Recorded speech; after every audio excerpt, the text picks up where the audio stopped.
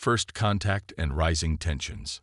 The vast expanse of space had always called to humanity, a siren song of endless possibility and adventure.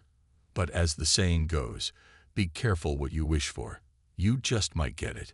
And humanity got it in spades on that fateful day in 2157, when the Zarkari ships first appeared in Earth's orbit. At first, there was celebration. Proof of intelligent alien life. A momentous occasion that would go down in history as the day everything changed. And change it did, though not in the way anyone expected. The Zarkari were an impressive sight. Tall, elegant beings with iridescent skin that shimmered like oil on water.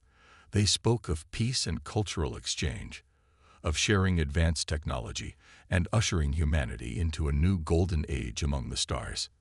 Dr. Elena Reyes, Earth's foremost xenobiologist, was among the first to meet the aliens face to face. She marveled at their grace and apparent benevolence as she shook hands, or rather, tentacles, with the Zarkari ambassador. "We come in peace," the alien said, its melodious voice translated through an advanced device. "Our people have watched yours for some time, and we believe you are ready to join the galactic community." Elena's heart soared.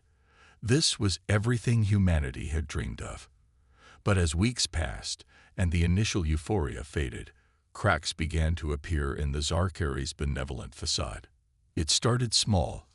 Suggestions about how Earth should restructure its governments to better align with galactic standards. Hints that certain human technologies were crude and should be replaced entirely with Zarkari versions. Before long, those suggestions became demands.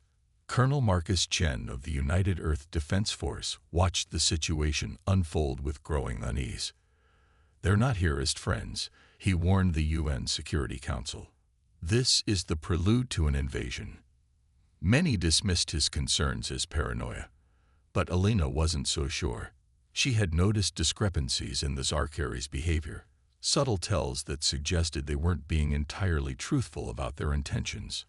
As tensions rose, humanity found itself divided. There were those who welcomed the aliens with open arms, eager to embrace a new era of interstellar cooperation.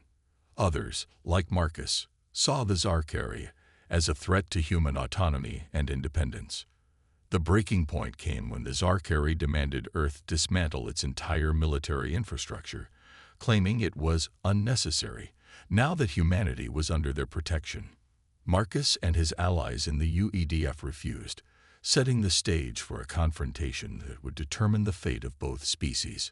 Elena found herself caught in the middle, her scientific curiosity warring with a growing sense of dread. She had access to both human and Zarkari leadership, and what she discovered chilled her to the bone. "They see us as children," she told Marcus during a clandestine meeting. "Primitives to be guided and controlled. And if we resist..." She couldn't finish the thought. Marcus nodded grimly. "Then we'll just have to show them how grown-up we can be." As Earth's governments debated how to respond to the Zarkari ultimatum, Marcus and his team worked in secret, preparing for the worst. They knew that if it came to war, humanity would be severely outgunned. The Zarkari's technology was centuries ahead of Earth's best efforts. But humans had always been at their best when backed into a corner. And as the old saying went, necessity was the mother of invention. Elena threw herself into studying Zarkari biology and technology, looking for any weakness that could be exploited. She worked tirelessly, knowing that every scrap of information could mean the difference between victory and extinction. The Zarkari grew increasingly impatient with Earth's refusal to submit. Their demands became more strident, their thinly veiled threats more overt. It was clear that time was running out. In a last-ditch effort to avoid conflict, the UN arranged a summit between human leaders and the Zarkari High Command. Elena attended as a scientific advisor, while Marcus lurked in the background, ready to act if things went south. The meeting was tense from the start. The Zarkari ambassador's voice dripped with condescension as it addressed the assembled humans.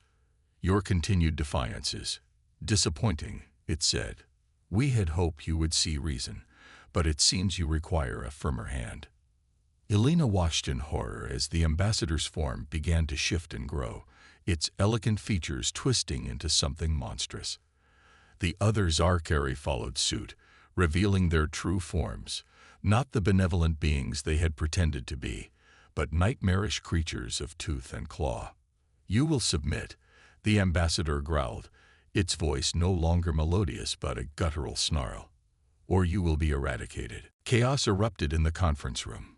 Marcus sprang into action, shouting orders to his hidden security team as he rushed to evacuate the human delegates.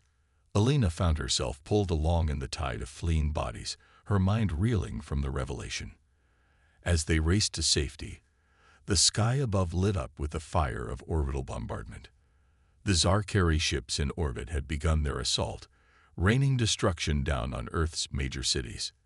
The invasion had begun, and humanity's fight for survival was about to put them to the ultimate test. Part 2. The alien invasion begins. The world erupted into chaos as Zarkari ships descended from the skies, their energy weapons carving swaths of destruction through Earth's cities. Humanity's military forces scrambled to respond, but they were woefully outmatched by the aliens' superior technology. Colonel Marcus Chen found himself in the thick of the fighting, coordinating Earth's defenses from a hidden bunker beneath the Rocky Mountains. Sweat beaded on his brow as he watched holographic displays showing the progress of the invasion. It wasn't good. "Status report," he barked, turning to his haggard staff. Major Sarah Donovan, his second-in-command, shook her head grimly. "It's bad, sir. We've lost contact with most of Europe and Asia. The Zarkari have established beachheads on every continent. Our conventional forces are being slaughtered." Marcus clenched his fists, fighting down the wave of despair that threatened to overwhelm him. He had known this day might come, had prepared for it as best he could, but the reality was far worse than he had imagined. "What about Project Prometheus?" he asked, referring to the top-secret weapons development program he had initiated months ago. Sarah's expression brightened slightly. "Dr. Rice reports they're making progress, but it's slow going. They need more time." Time was the one thing they didn't have, but Marcus knew that giving up wasn't an option. Humanity had faced extinction-level threats before: disease, climate change, resource depletion, and had always found a way to pull through. They would do so again, or die trying. "Tell Elena to push harder," he ordered, "and get me a secure line to what's left of the UN. We need to coordinate our remaining forces." As Marcus worked to rally Earth's defenders, Dr. Elena Rice was in a race against time. Her lab, hidden deep within an abandoned mine shaft, was a hive of frantic activity. Scientists and engineers from a dozen countries worked side by side, pushing the boundaries of human knowledge in a desperate bid to find a way to fight back against the Zarkari. Elena's eyes burned from lack of sleep as she pored over the latest test results. Project Prometheus was their last, best hope, a weapon that could potentially turn the tide of the war. But it was based on barely understood principles of Zarkari technology, reverse-engineered from fragments of alien equipment. Every step forward was a leap into the unknown.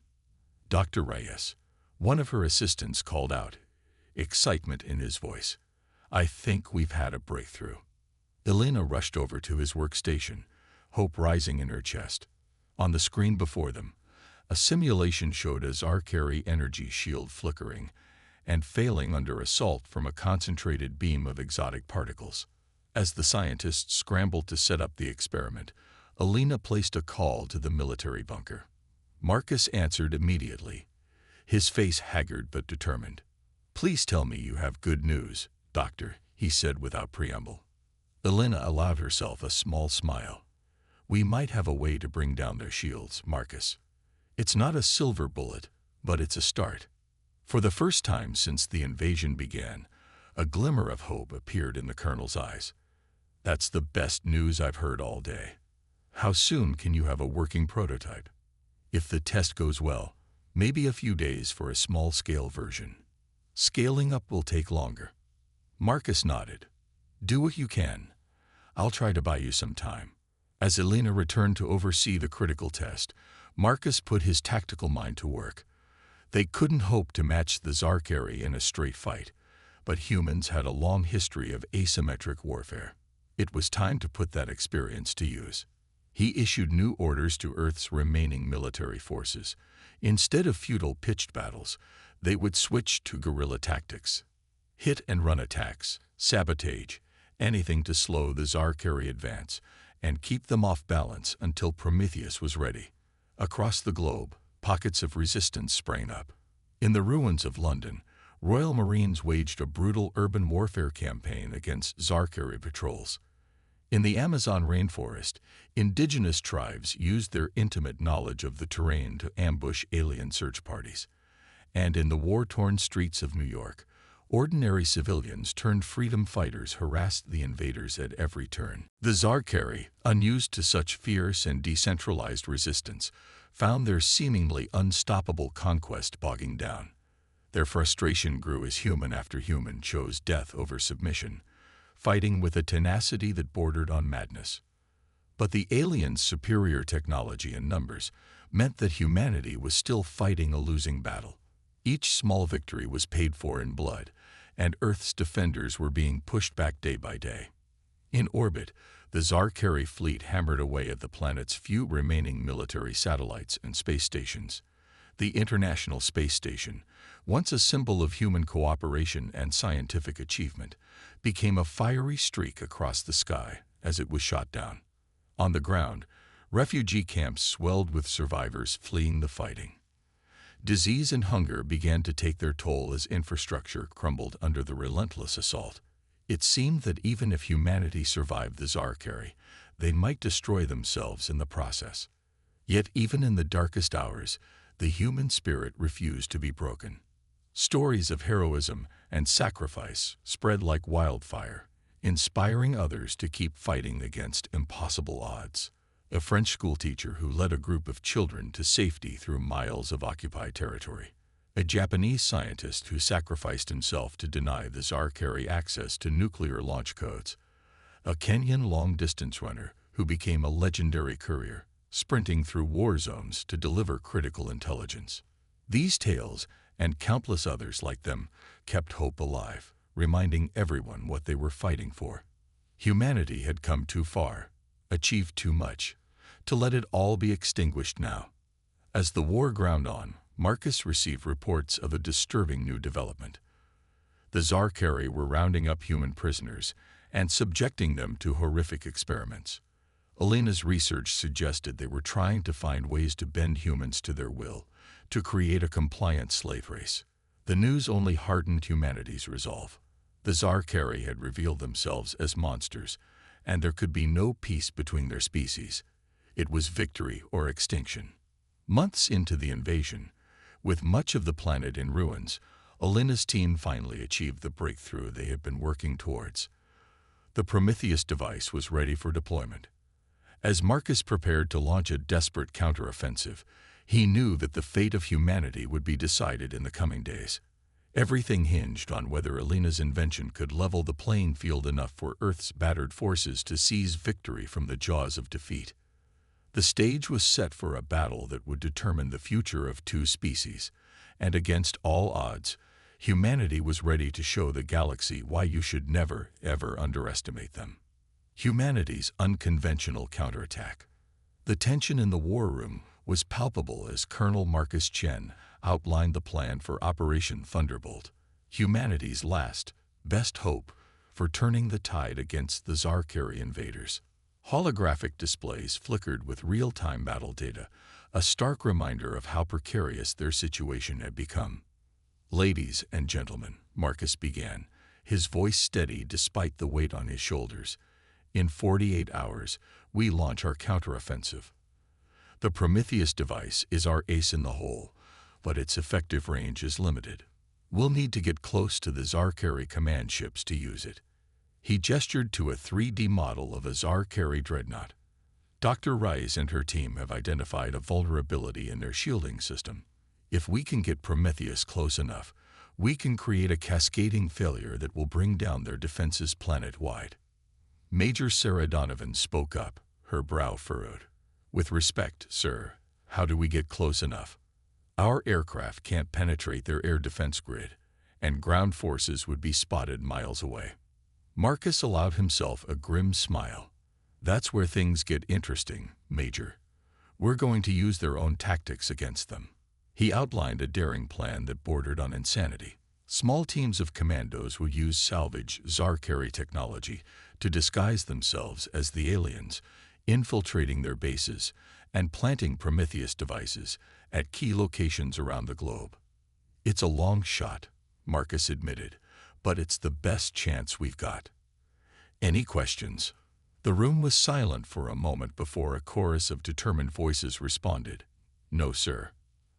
As the military prepared for their audacious assault, Dr. Elena Reyes worked feverishly to fine-tune the Prometheus devices. Each one was a marvel of human ingenuity, a fusion of reverse-engineered Zarkari tech and good old-fashioned human problem-solving. "Remember," she told the commando teams as she briefed them on the devices, "Prometheus isn't just a weapon. It's a key that unlocks their entire technological infrastructure. Once their shields are down, every piece of Zarkari tech on the planet becomes vulnerable to our counterattacks." The soldiers nodded grimly, understanding the weight of responsibility on their shoulders. Each team memorized the activation sequences and failsafes, knowing that a single mistake could doom the entire operation. As the hour of the attack approached, a tense quiet fell over the hidden human bases scattered around the world. Warriors of every nation stood side by side, united in their determination to free their planet from alien oppression. Marcus made his final rounds, speaking to as many of the men and women under his command as he could. He saw fear in their eyes, yes, but also an unshakable resolve. These were the best humanity had to offer, and they would not go quietly into the night. At precisely 300 hours, Operation Thunderbolt began. Across the globe, disguised commando teams slipped into Zarkari strongholds. Their perfected mimicry, combined with Elena's ingenious holographic camouflage, allowed them to move almost freely among the unsuspecting aliens.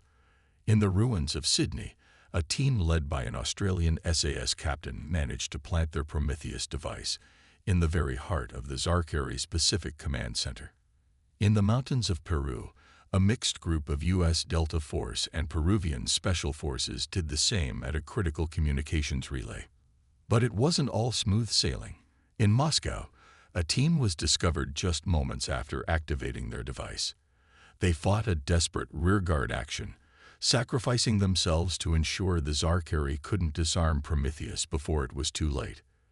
As reports flooded in from around the world, Marcus and his staff watched with bated breath. The success or failure of each team could mean the difference between victory and annihilation. Humanity's unconventional counterattack. "Sir," Major Donovan called out, excitement in her voice, "we're receiving confirmation. Prometheus devices are activating worldwide." Marcus leaned forward, his eyes fixed on the main display. Across the globe, points of light began to flare, each one representing the successfully deployed Prometheus device. As he watched, a wave of energy began to spread outward from these points, washing over Zarkari strongholds and ships. For a moment, nothing seemed to happen. Then, like dominoes falling, Zarkari shields began to flicker and fail. Their once impenetrable defenses crumbled, leaving them exposed and vulnerable. "It's working," Elena breathed, her voice filled with a mixture of relief and awe. "The cascading failure is even more effective than we predicted." Marcus allowed himself a brief moment of triumph before snapping back into action. "All units, this is Thunder Actual. Operation Thunderbolt is a go. I repeat, Thunderbolt is a go. Hit them with everything we've got." Across the planet, humanity's remaining military forces sprang into action. Fighter jets that had been grounded for months took to the skies, their pilots eager for payback. Tanks rolled out of hidden bunkers, their guns trained on suddenly vulnerable Zarkari walkers. And in orbit, a handful of hastily armed civilian spacecraft moved to engage the alien fleet. The Zarkari, caught completely off guard by the sudden failure of their technology, struggled to respond. Their comms were jammed, their weapons malfunctioning, and their once coordinated forces fell into disarray. But the aliens were far from beaten. Even without their advanced tech, they were formidable warriors, and they outnumbered the humans significantly. The battle that unfolded was brutal and desperate, with neither side willing to give an inch. In the skies over what was once New York City, ace pilot Captain Amelia Rodriguez led a squadron of F-35s against a Zarkari troop transport. The alien ship, its shields down and weapons offline, was a sitting duck. But as Amelia lined up her shot, she saw escape pods jettisoning from the stricken vessel. For a split second, she hesitated. These weren't the monstrous creatures they'd been fighting, but scared individuals fleeing for their lives.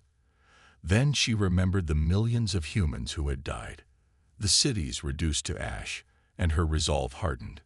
She squeezed the trigger, sending a volley of missiles into the transport's hull. The resulting explosion lit up the Manhattan skyline. On the ground, the fighting was even more intense. In the ruins of Berlin, a platoon of German Bundeswehr soldiers found themselves in close-quarters combat with Zarkari shock troops.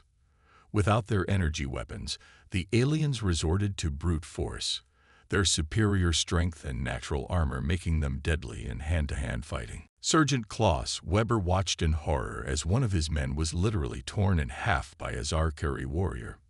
Gritting his teeth, he hefted his rifle and charged, screaming a battle cry that would have made his ancestors proud. His bayonet found a weak spot in the alien's armor, and both combatants went down in a tangle of limbs and blood. All around the world, similar scenes played out. Humanity, with its back against the wall, fought with a ferocity that shocked even the battle-hardened Zarkari. Men and women who had never held a weapon in their lives took up arms, determined to defend their homes and families. In orbit, the hastily assembled human fleet, led by the repurposed cargo ship Venture, engaged the Zarkari armada. Captain Yuki Tanaka, a former asteroid miner, found herself in command of humanity's last line of defense. "All ships, this is Venture," she called over the comms. "Remember, their point defense systems are down. Get in close and hit them with everything you've got." The ragtag fleet of mining ships, pleasure yachts, and cobbled-together fighters swarmed the massive Zarkari vessels. What they lacked in firepower, they made up for in maneuverability and sheer audacity. Tanaka watched with grim satisfaction as a luxury liner-turned battering ram plowed into the side of a Zarkari cruiser, the resulting explosion taking out both ships. Back in the command bunker, Marcus coordinated the global counteroffensive. Reports flooded in from every corner of the Earth, victories, defeats, and everything in between. The colonel's hands flew over holographic interfaces, redirecting forces and resources where they were needed most. "Sir," Major Donovan reported, "we're getting word from the Chinese. They've managed to capture a Zarkari command post intact. Their scientists are already working on cracking their central database." Marcus nodded, a spark of hope igniting in his chest. If they could access the alien strategic information, it could turn the tide of the entire war. As the battle raged on, Alina worked tirelessly to maximize the effect of the Prometheus devices. She discovered that by fine-tuning the energy output, they could not only disrupt Zarkari tech, but also potentially repurpose it for human use. "Marcus," she called over the comm, excitement evident in her voice despite her exhaustion. "I think we can turn their own weapons against them. Give me a team of engineers in an hour, and I can have their energy cannons firing for us instead of at us." The colonel couldn't help but smile at the irony. "Do it," he ordered. "And Elena, good work. We might just win this thing after all." As the sun began to rise on the first day of the counteroffensive, the outcome was still far from certain. But for the first time since the invasion began, humanity dared to hope. They had been pushed to the brink of extinction, and in response, they had reached deep inside themselves and found a strength they never knew they possessed. The Zarkari had come expecting an easy conquest. Instead, they found themselves in the fight of their lives against a species that refused to go quietly into the night. The battle for Earth had truly begun, and humanity was determined to show the galaxy why you should never, ever underestimate them. The turning point. As the global counteroffensive entered its second week, the tide of battle began to shift. Humanity, armed with repurposed Zarkari technology and driven by an indomitable will to survive, pushed back against their alien oppressors with increasing success. In the command bunker, Colonel Marcus Chen pored over the latest intelligence reports. The holographic display before him showed a world transformed. Areas once firmly under Zarkari control now flickered with the blue light of liberated territories. "Major Donovan," he called out, "what's the status on Operation Trojan Horse?" Sarah Donovan, her uniform stained with coffee and lacking sleep, managed a tired smile. "It's working better than we could have hoped, sir. Dr. Rice's team has successfully reprogrammed captured Zarkari walkers in 6 major cities. The aliens don't know what hit them." Marcus allowed himself a moment of satisfaction. The sight of their own war machines turning against them had shattered Zarkari morale in several key battlefields. But he knew better than to get complacent. The enemy was wounded, not defeated. "And what about the orbital situation?" he asked, his gaze shifting to the space battle raging above the planet. "Captain Tanaka reports that we've managed to disable or destroy over 60% of the Zarkari fleet," Sarah replied. "But sir, the alien flagship is still out there. And it's big. Really big." Marcus nodded grimly. The Zarkari's supreme commander, a being known only as the Harbinger, had yet to enter the fray personally. Its massive dreadnought, easily the size of a small moon, loomed in high orbit like a sword of Damocles hanging over the embattled Earth. As if on cue, alarms began blaring throughout the bunker. "Sir," a technician called out, panic in his voice, "we're detecting massive energy readings from the Zarkari flagship. They're powering up some kind of superweapon." Marcus's blood ran cold. This was the moment they had feared. The Harbinger, seeing victory slipping away, was preparing to unleash its full might against the planet. "Get me Dr. Rice now," he barked, already formulating a desperate plan in his mind. Alina's face appeared on a nearby screen, her eyes wide with a mixture of fear and determination. "I saw the readings, Marcus," she said without preamble. "If that weapon fires, it could crack the planet in half. Can we stop it?" Marcus asked, cutting straight to the chase. Alina bit her lip, her mind racing. Maybe. The Prometheus device was never designed to work on something that big, but if we could get close enough, and if we overloaded it, it might just be enough. Marcus finished. He made a decision then, one that he knew might well be his last. "Alina, I need you to prep a Prometheus device for manual detonation. I'm going up there." The scientist's eyes widened in shock. "Marcus, no. It's suicide." "Maybe," he admitted. "But if we don't try, we're all dead anyway. Besides," he added with a grim smile, "someone's got to show these bastards what humans are made of." As Alina reluctantly agreed to prepare the device, Marcus turned to Major Donovan. "Sarah, you're in command now. Keep pushing the offensive, no matter what happens up there. Humanity is counting on you." Sarah saluted, tears in her eyes. "It's been an honor, sir." Within the hour, Marcus found himself strapped into the cockpit of a salvage Zarkari fighter, the Prometheus device secured behind him. As he rocketed towards the massive alien flagship, he opened a channel to all Earth forces. "This is Colonel Chen," he broadcast. "In a few moments, I'll be attempting to neutralize the Zarkari superweapon. No matter what happens, keep fighting. Show these aliens why you never pick a fight with humanity." As he approached the behemoth ship, Marcus saw swarms of Zarkari fighters moving to intercept him. But they were too late. With a defiant yell, he punched his engines to maximum, aiming straight for the pulsing energy core at the heart of the flagship. The Zarkari flagship's point defenses opened up, filling space with a dazzling array of energy beams. Marcus' stolen fighter jinked and weaved, taking hits but pressing on. Warning lights flashed across his console as systems began to fail, but he gritted his teeth and held course. "Come on, you ugly bastards," he muttered. "Let's see how you like a taste of your own medicine." With a bone-jarring impact, Marcus crashed through the flagship's weakened shields and into its cavernous main hangar. His fighter skidded across the deck in a shower of sparks, coming to rest against a bulkhead. Dazed but alive, Marcus dragged himself from the wreckage, Prometheus device in hand. Alarms blared throughout the ship as Zarkari crew members rushed to repel the intruder. But they were too late. With a final thought for the planet he loved, for the billions of lives counting on him, Marcus activated the Prometheus device. A blinding light engulfed him as the overloaded machine released its full energy potential. From the surface of Earth, billions watched in awe as the Zarkari flagship was consumed by a miniature sun. The explosion rippled outward, catching nearby alien ships in its destructive wake. When the light faded, there was nothing left of the massive vessel but scattered debris. In the stunned silence that followed, humanity held its breath. Had it worked? Had they stopped the superweapon in time? Then, as if a dam had broken, cheers erupted across the globe. In the command bunker, Major Donovan wiped tears from her eyes as she issued new orders. All forces, press the attack.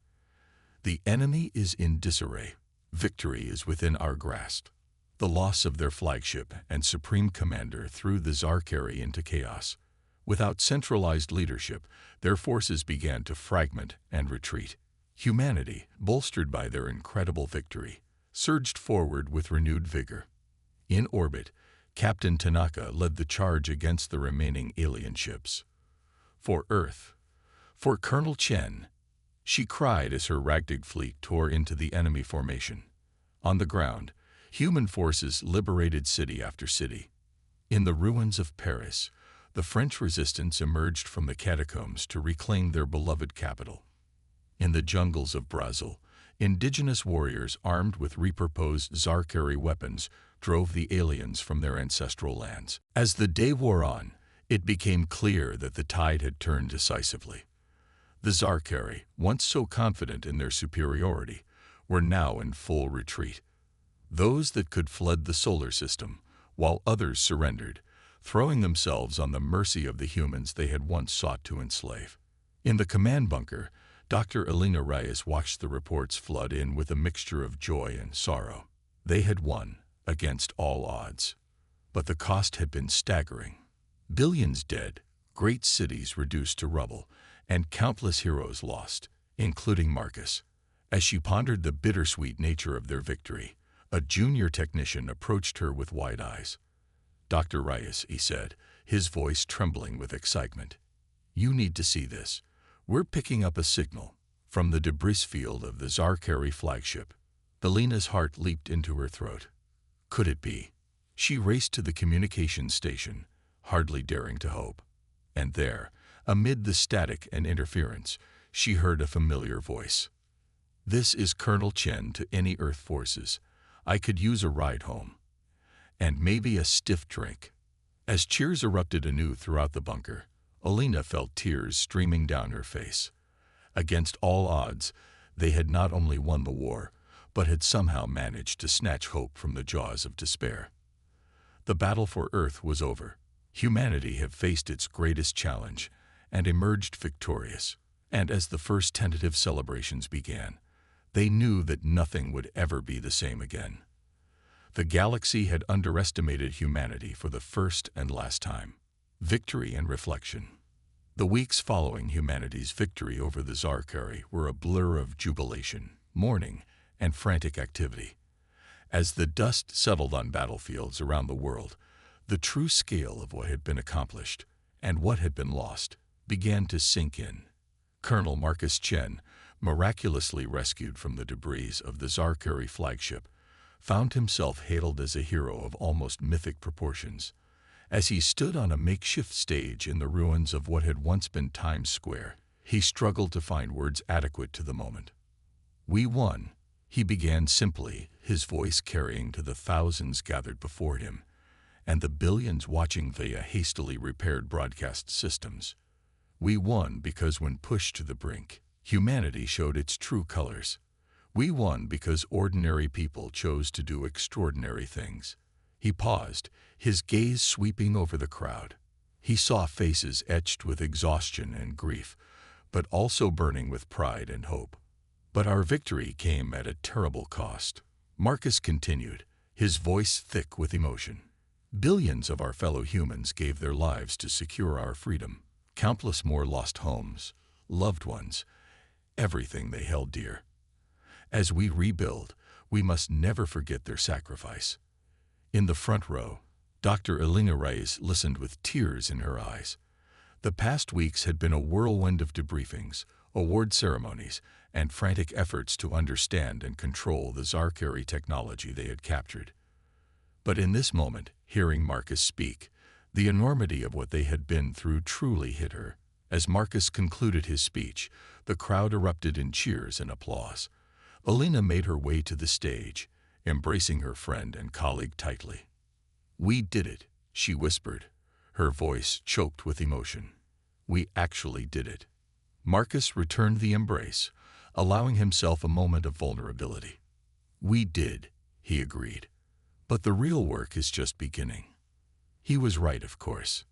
The defeat of the Zarkari had left humanity in possession of technology beyond their wildest dreams, but also facing challenges they could scarcely imagine. In the months that followed, a new world order began to take shape. Old national boundaries seemed less important in the face of what they had endured together. A unified Earth government was formed, with representatives from every corner of the globe working together to guide humanity's future. Marcus found himself appointed as the head of a new organization, the Earth Defense Force. Its mission was twofold: to protect the planet from any future extraterrestrial threats, and to prepare humanity for its first steps into the wider galaxy.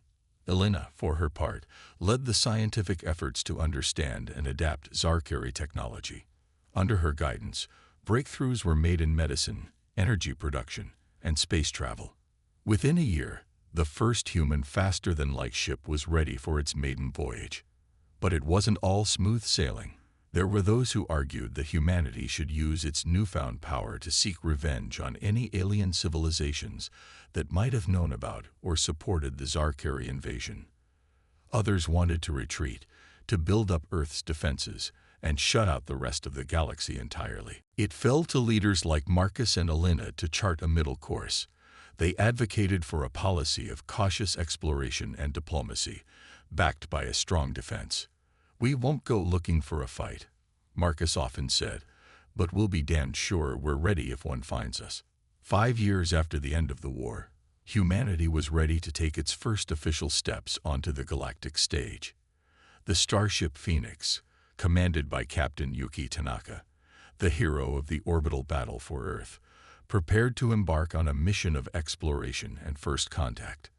As the ship prepared for launch, Marcus and Elena stood in the control room, watching the countdown with a mixture of excitement and trepidation. "Do you think we're ready for this?" Elena asked, voicing the doubt that had been nagging at her. Marcus considered the question seriously before answering.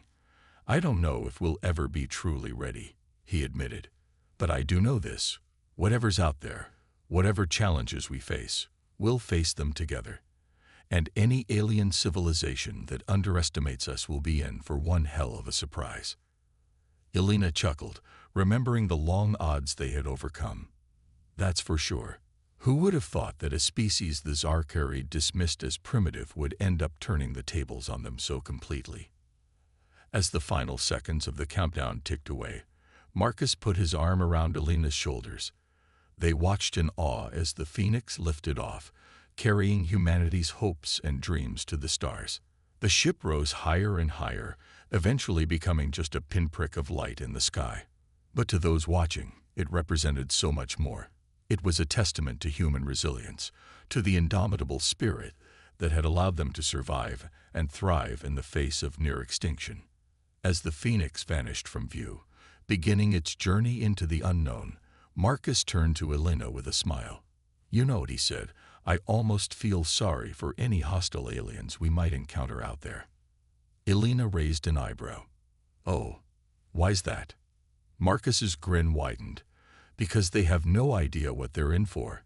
Humanity has faced its trial by fire, and we've come out stronger than ever. Whatever the galaxy throws at us next, we'll be ready." As they left the control room, stepping out into a world forever changed by the war and its aftermath, both Marcus and Elena felt a sense of cautious optimism. The road ahead would undoubtedly be challenging, filled with new discoveries and potential dangers, but humanity had proven itself equal to the greatest threat it had ever faced. They had stared extinction in the face, and not only survived, but emerged victorious. Whatever the future held, one thing was certain: humanity would face it head-on, with the same courage, ingenuity, and determination that had seen them through their darkest hour. The stars awaited, and humanity was ready to take its place among them.